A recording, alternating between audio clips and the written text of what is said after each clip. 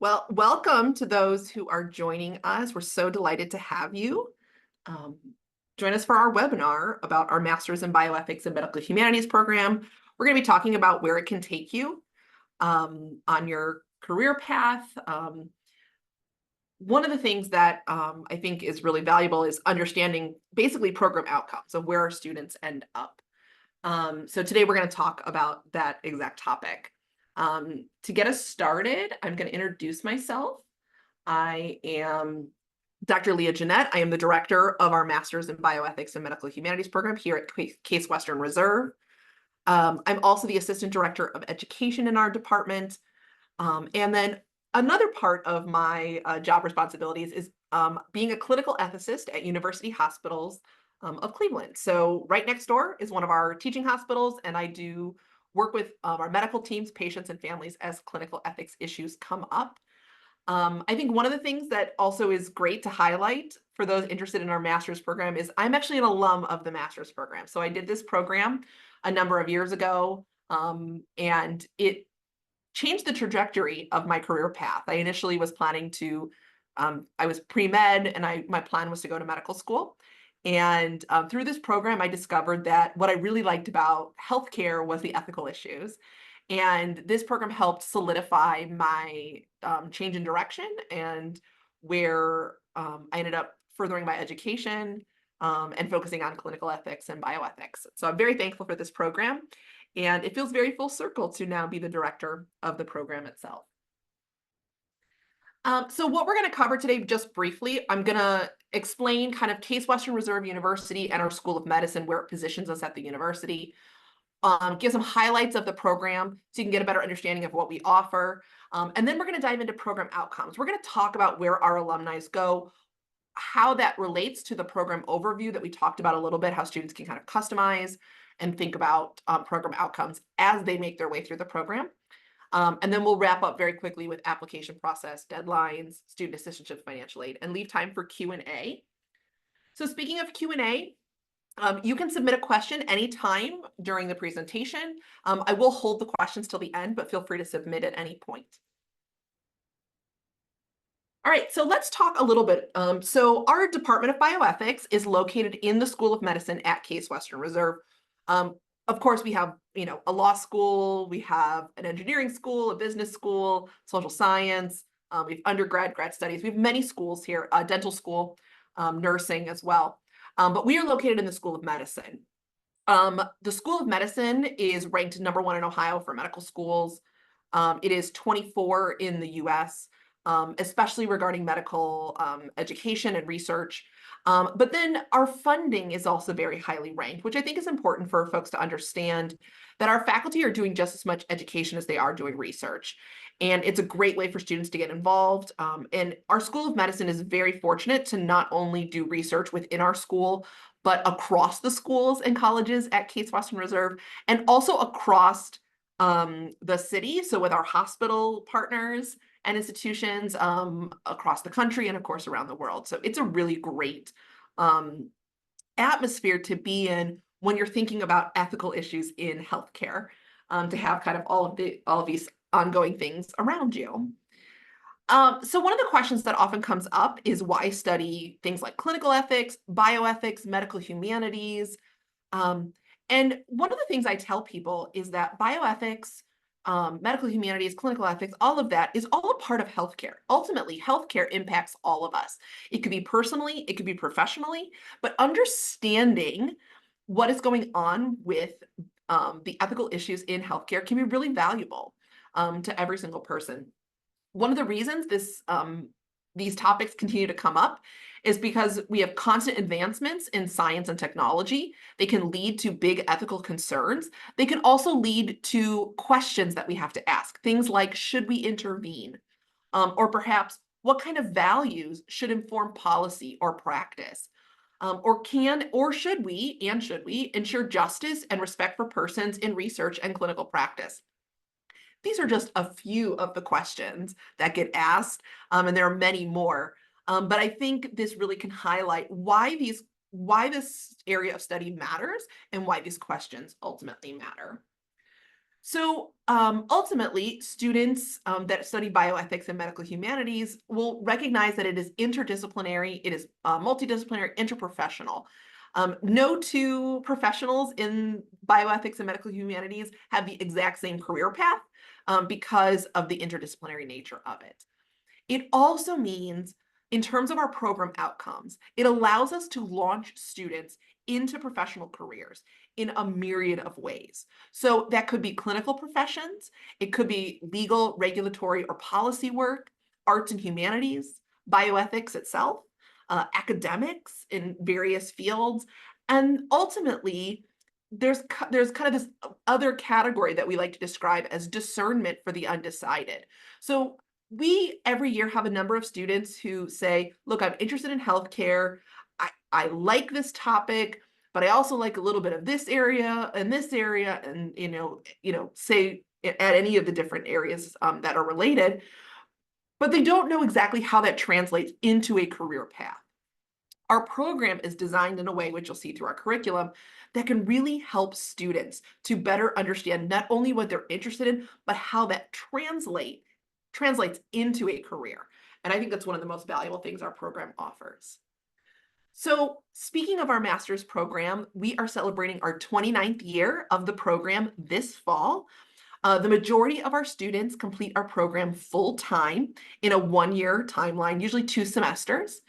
We do have a number of students, though, every year who do the program part-time. Most likely they're working full-time, so they're doing the program part-time, or working part-time and also doing the program part-time.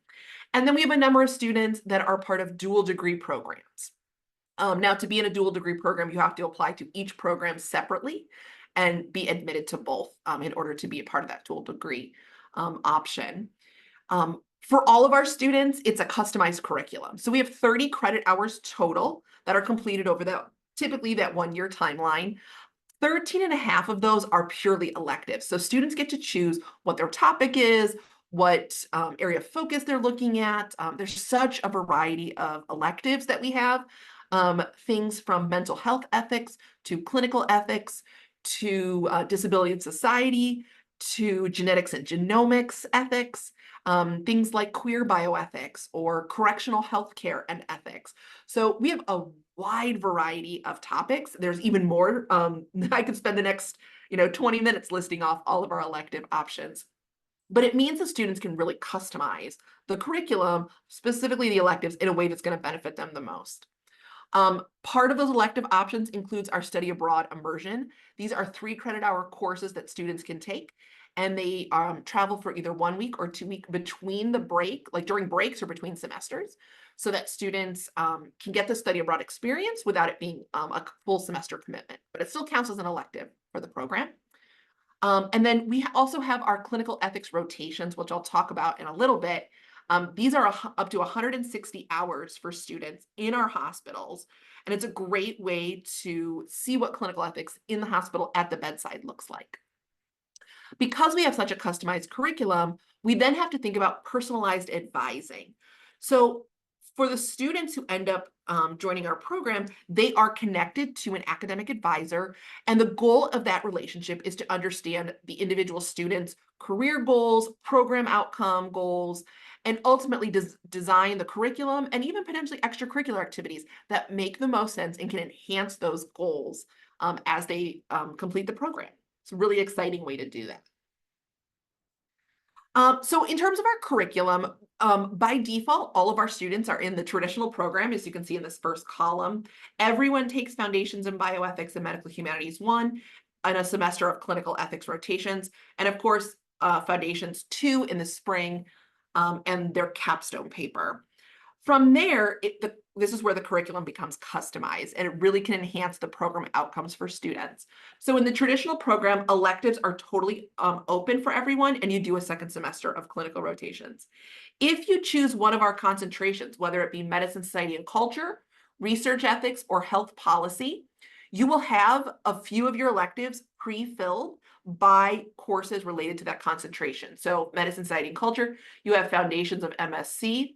You have an MSc seminar, which is a really exciting course. It gives you the ability to go to different talks and performances related to medicine, society, and culture. When you look at research ethics and health policy, again, they have their designated courses, research ethics and regulations, a journal club, formation analysis of a health policy. And then in the spring, they have a practicum that replaces your second semester of clinicals. The practicum is a great way to get involved in a project related to either research ethics or health policy. And you get to work with someone who is working in that field and develop a project together. It's really exciting. So another thing that's really unique about our program that really helps enhance program outcomes is research opportunities. So students can get involved with the work that our faculty is doing. So we have a couple of ways that we can enhance students' research opportunities. One, faculty are constantly presenting and talking about their own research projects. And so students get to learn from them as they're doing their projects. Another way is we actually have seminars that we hold to either teach or improve on a student's skill set, especially when it comes to bioethics and medical humanities. Our program tends to lean on the research in bioethics and medical humanities tends to lean towards qualitative as opposed to quantitative or bench science. And so it's a different skill set oftentimes for students to learn. And we are finding more and more that when students are going on to other programs after they graduate here, whether it's a professional or graduate program, or they're going into the research world or some type of employment, that having a mixed method background in research can be really vital to making students and applicants more interesting. So having both the qualitative and quantitative experience can be really helpful. We also have bi-monthly research core forums or discussions, things like work in progress seminars. We have grand rounds that happen at least at 2 of our hospitals. Sometimes they happen at the other 2. And students are invited. And in some cases, students can actually join faculty and staff on a research project and actually contribute to the work being done, which is really exciting. And that can lead to publications, networking opportunities for students in the long run too. So circling back to our clinical ethics rotations, this is an opportunity that all of our students participate in at least one semester. The goal is to get students exposed to a variety of healthcare services and committees and one-on-ones time with healthcare professionals. This is done through different types of rounds or committee meetings. The one-on-ones are fantastic because it could be visiting patients, but it also could be going to meetings regarding a patient. But you get to spend time with perhaps physicians or genetic counselors or chaplains or social workers, a variety of individuals that all have an interest in ethics and have ethics as a part of their job just because of the nature of the work they're doing. And so they're able to highlight that through the time with them. We have 4 teaching hospitals that this is available at. University Hospitals and Cleveland Clinic are the 2 private hospitals. Metro Health and the VA are the 2 public hospitals. What's great about these hospitals is they have excellent educational opportunities for our students, but they also have unique areas of focus. So a hospital like Metro, which is our county hospital, not only does it have a level 1 trauma service that has been serving the community for 30 plus years, it also has, it's a hospital that's been around for over 100 years in the Cleveland area. And as the county hospital, it serves those who are underinsured, uninsured. It has a burn unit, and it has excellent healthcare for those seeking unique healthcare needs there. The VA here in Cleveland is actually the 4th largest VA hospital in the country. So it's quite an extensive network. As you can imagine, they see a lot of outpatient in that hospital system. And a lot of the healthcare really specializes in things like geriatric care, mental health care, orthopedics, spine care, which makes sense given the veteran population as well. Cleveland Clinic and UH have a lot of research, a lot of amazing medical innovations going on. Cleveland Clinic is probably the most well-known. It's the largest system here in Cleveland. UH has a pediatric hospital, Rainbows Babies and Children's, that our students are able to rotate through as well.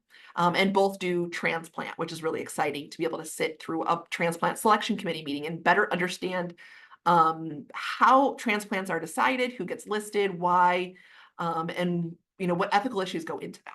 So exciting hospitals here in Cleveland. So what I think a lot of people want to know when they're then thinking about our program is, where do students go beyond the program? And I think that's really important. We recognize that as a master's degree program, we are typically not considered a terminal degree program. So most students that are doing our program are looking at us to enhance their resume, to build a bridge to the next step in their career path. And we are able to do that in a really nuanced way and send students into many different directions. One of the directions that our students go in is into law. This does not necessarily mean that they're going to be practicing lawyers, but it could mean that they are involved in law in some way, whether it's working in a law firm, hospitals, in the public sector, things like public health, advocacy work. It's really amazing to see where our students have gone on. As you can see, these are a number of universities that our students have attended over the years to focus on their law degrees. In fact, I was just talking with a student the other day as they are in law school and looking at next steps. And, one of the things that really helped them in our program was thinking and understanding the law, but understanding it with different lenses. And that's something that our program does really well, is to help think about the different values that come up and why there's different approaches and different lenses. And while the law may sometimes be black and white, it isn't always that way. The next area that our alumni typically pursue is areas and work in healthcare. I would say this is the majority of our students. So I would say half of our incoming class every year, which is around 40 to 50 students, would identify themselves as pre-med or pre-health. That's a significant number. Majority of those students do pursue medical school, and they have excellent outcomes. They apply to the schools they want to get into. It's amazing to get the feedback from students, because so many of them will say, during my medical school interview, they asked me about the master's in bioethics. All they wanted to talk about was clinical ethics or cases. And so it's really encouraging to hear that medical schools look at our program favorably as students are in the interview application process for medical school.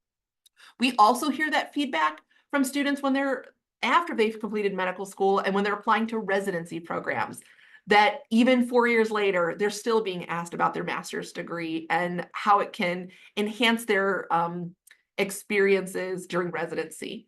Of course, we also have students who go on to work in nursing, physician assistants, nurse practitioners, even social work in healthcare settings. So there's a variety of directions that students go within the world of healthcare. Even clinical psychology is another one of those. And then we have some who pursue clinical ethics full-time after the program as well. Graduate school is kind of a broader term, but we see students go on to other master's programs. Most of those are typically terminal degree masters or some type of PhD.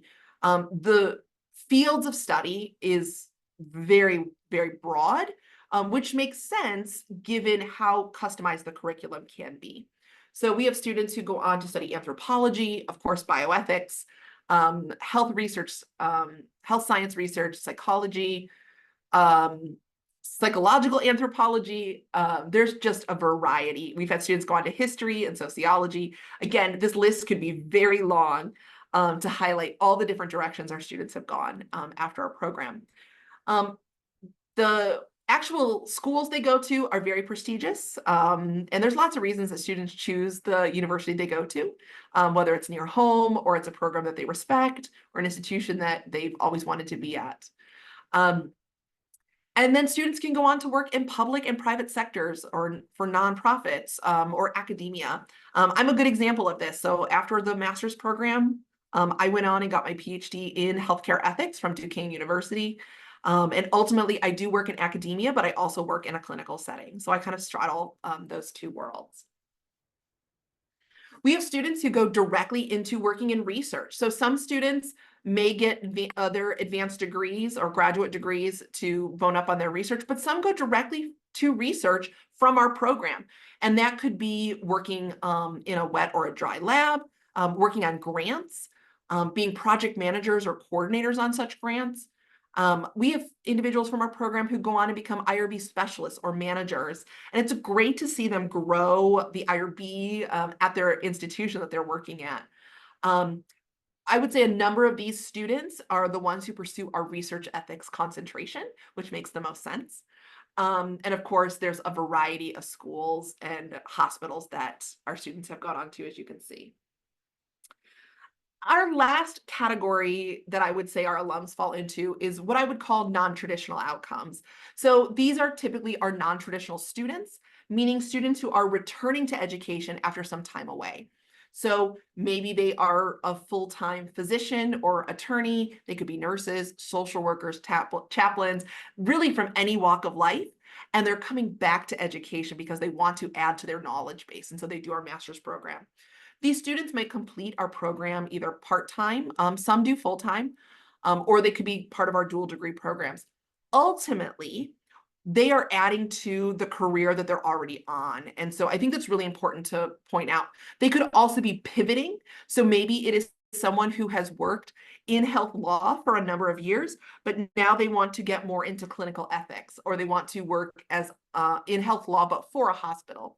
And so doing a program like ours can really enhance their knowledge base, their expertise, their experience, and ultimately their resume as they pivot in their career. Our non-traditional students are some of my favorite students because they bring such a wealth of experience to the classroom. They bring knowledge because of that experience. And that's something that you just can't always teach in a classroom setting. But it's lovely to have them be incorporated as part of our class and our cohorts. And one of my favorite things is seeing students learn from each other. And I think our non-traditional students bring a really great perspective to that. So moving on from talking about where our alums have gone on program outcomes, I think, pivoting a little bit to talk about the application itself. So for those who are interested in applying to our program, we do have an online application. You are welcome to contact us about a fee waiver. We ask for transcripts from all undergrad and graduate institutions. Unofficial transcripts is fine for the review process. We ask for a CV or your resume to better understand your experience. 2 letters of recommendation. We ask that one be from some type of professor or instructor. A statement of purpose. The statement of purpose is really designed to better understand your interest in bioethics and medical humanities and how it fits into your career path. And as you can see from today, there is a myriad of directions that students can go. And there are some that I haven't even mentioned just because they're so unique.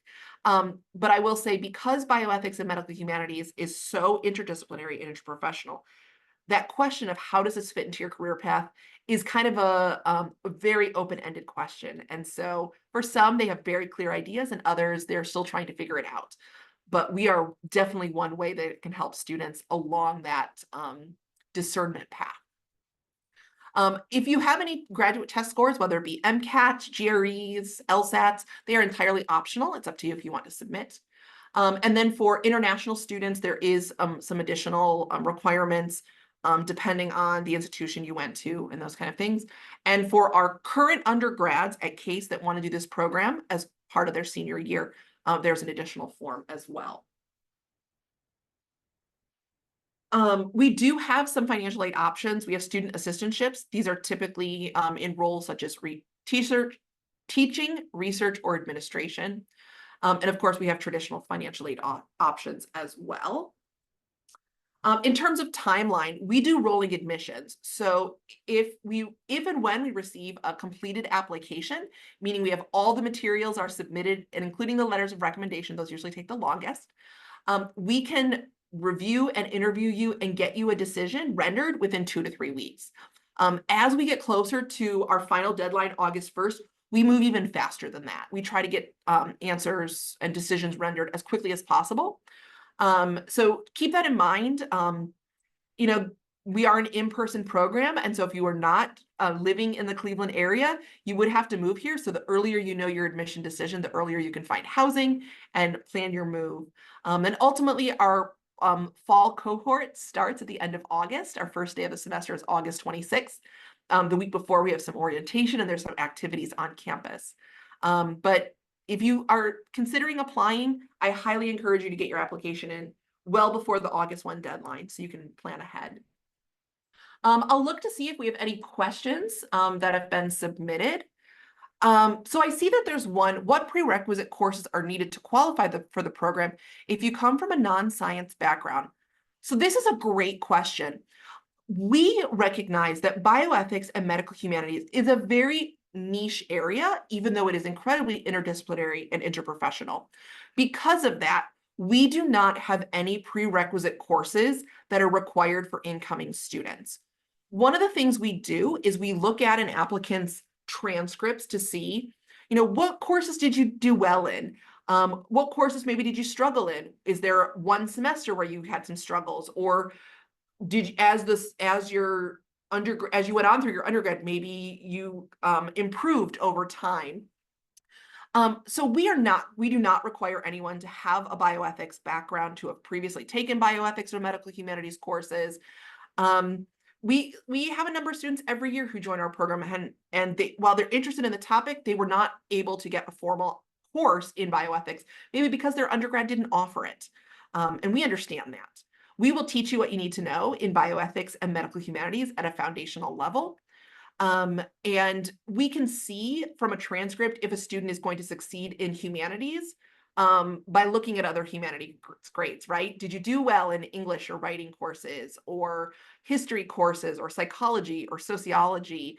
Or perhaps you did take a bioethics course and you did well in that. So there's a lot of areas that we can look at to a transcript and say, yeah, I think the student will succeed in our program. I will also add, if you have any more questions that are specific to maybe your transcript, your background, is this program a good fit for me or not? I think emailing us, bioethics@case.edu, is going to be the best way. I will set up a one-on-one meeting with you, and we can talk about your interest in the program, your background, and see if it's a good fit. We can do that before you even apply, so that you have a better sense of how this program fits into your career path and how your interest fits with the program. It's really important to us that there's mutual fit. And so I am very happy to have a one-on-one conversation with anyone about their interest and their questions. So I'm looking to see, I don't see any more questions coming in. I know one of the questions we typically get has to do with the uniqueness of our program, and I will say we are unique because we are one of the oldest programs,